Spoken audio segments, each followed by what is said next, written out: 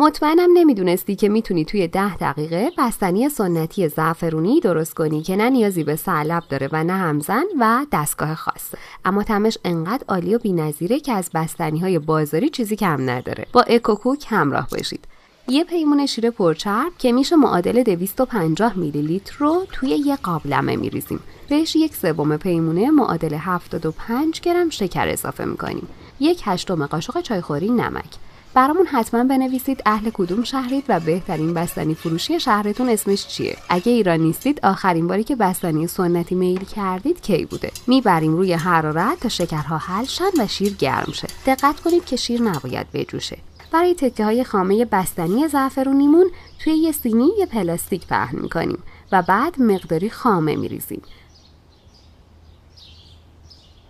با استفاده از لیسک یا قاشق یا هر وسیله‌ای که داریم نازک پخشش می‌کنیم. یا میتونید بدون نیاز به سینی اینجوری خامه رو مستقیم توی یه کیسه فریزر بریزید و پخش کنید. میذاریم داخل فریزر تا خودش رو بگیره. اگه خامه پاکتی صورتی ندارید و خارج از ایرانید هیچ اشکالی نداره. میتونید به جاش از هیوی کریم استفاده کنید.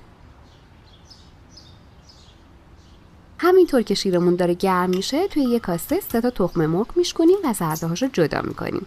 ما فقط به زرده هاشون احتیاج داریم. حواستون باشه که اصلا سفیده تخم مرغ داخلش نباشه که بوی زخم میگیره. بهتره تخم مرغاتون به دمای اتاق رسیده و خیلی سرد نباشن. این بستنی سنتی انقدر خوشمزه است که به جرئت میتونم بگم از بستنی‌های بازاری بیشتر دوستش داشتم، چون حتی طعم غنی‌تری داره. کافیه فقط یک بار امتحانش کنید.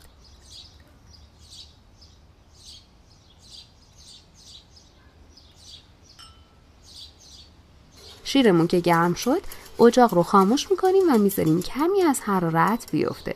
حالا مقداری از شیر که از حرارت افتاده رو به زرده ها اضافه میکنیم و سریع هم میزنیم. این کار به خاطر اینه که زرده ها کمی با شیر همدماشن و موقع ریختنشون لخته نشن. وقتی یک دست شد کم کم به قابلمه اضافهشون میکنیم و همزمان به سرعت هم میزنیم تا زرده ها خودشون رو نگیرن و توی شیر یک دست در بیان. وقتی خوب ترکیب شد حرارت رو دوباره روشن و کم میکنیم.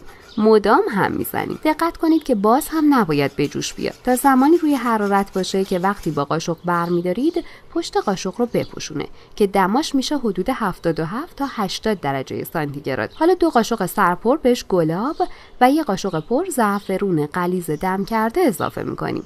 یک کم دیگه هم میزنیم و از روی حرارت برمی‌داریم. برای داشتن بستنی با کیفیت تر شما میتونید بعد از اینکه از روی حرارت برش داشتید یه دور از صافی ریز ردش کنید که من این کار رو نکردم. حالا توی یه ظرف نصف پیمونه یا 120 گرم خامه میریزیم. اگه خامتون اینجوری غلیظه اول هم بزنید تا یک دست شه و بعد موادمون که از حرارت برداشتیم و کمی خنک شده رو بهش اضافه و خوب ترکیب میکنیم. دقت کنید شیر نباید خیلی داغ باشه وگرنه خامه بریده و دوندون میشه.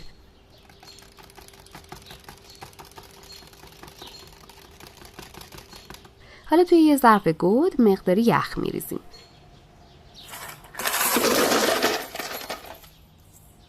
یه کمی هم آب.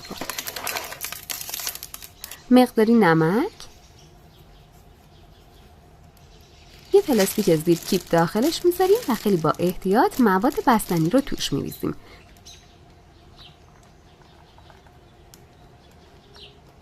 درش رو کیپ میکنیم. دقت کنید حتما درش کاملا بسته باشه تا بیرون نریزه یا آب نمک داخلش نره و بعد در به ظرف رو میذاریم و شروع میکنیم به تکون دادنش. اینجوری مواد بستنی به سرعت سرد میشه و کمی فرم میگیره. حدود 10 دقیقه این کار رو انجام بدید.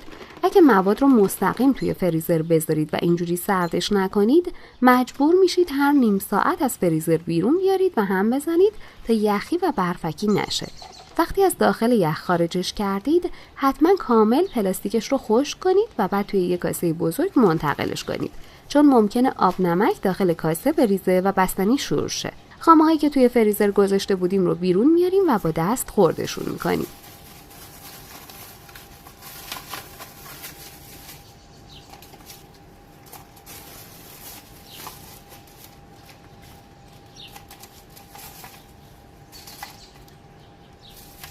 و به بستنی اضافهشون میکنیم.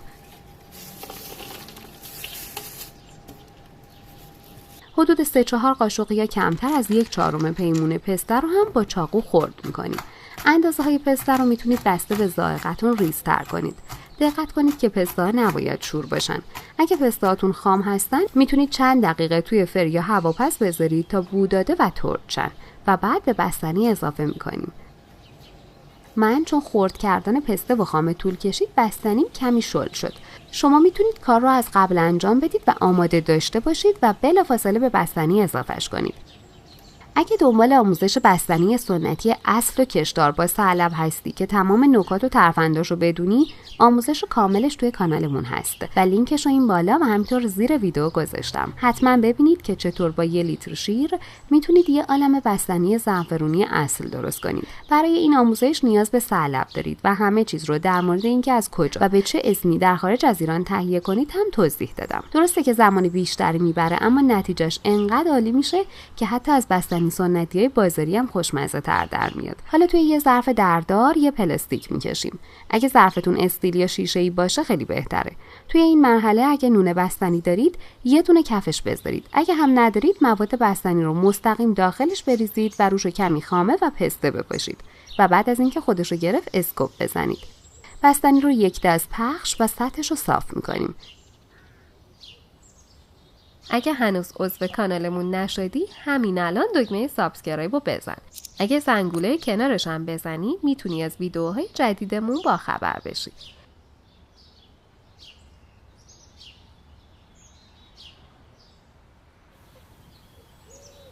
و یه دونه نون هم روش میذاریم. درش رو میبندیم و داخل فریزر میذاریم تا خودش رو بگیره. زمانش ممکنه از نیم ساعت تا چند ساعت طول بکشه. اگه مواد بستنی رو گرم داخل فریزر بذارید، کیفیت بستنیتون پایین میاد و یخی میشه. وقتی از فریزر در آوردید، قبل از برش زدنش چند دقیقه بذارید توی دمای محیط بمونه تا راحت تر برش بخوره. بدون اغراق میگم طعم این بستنی انقدر عالیه که به نظرم چیزی از بستنی با ثعلب کم نداره. باید حتما یک بار امتحانش کنید تا ببینید چقدر فوق‌العاده است.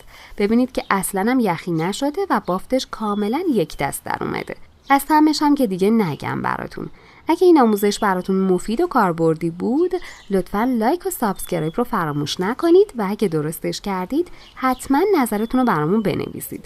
و این ویدیو رو برای دوستانتون هم بفرستید تا اونها هم ببینن و به راحتی توی خونه با کمترین امکانات بستنی سنتی درست کنن. نوش جان!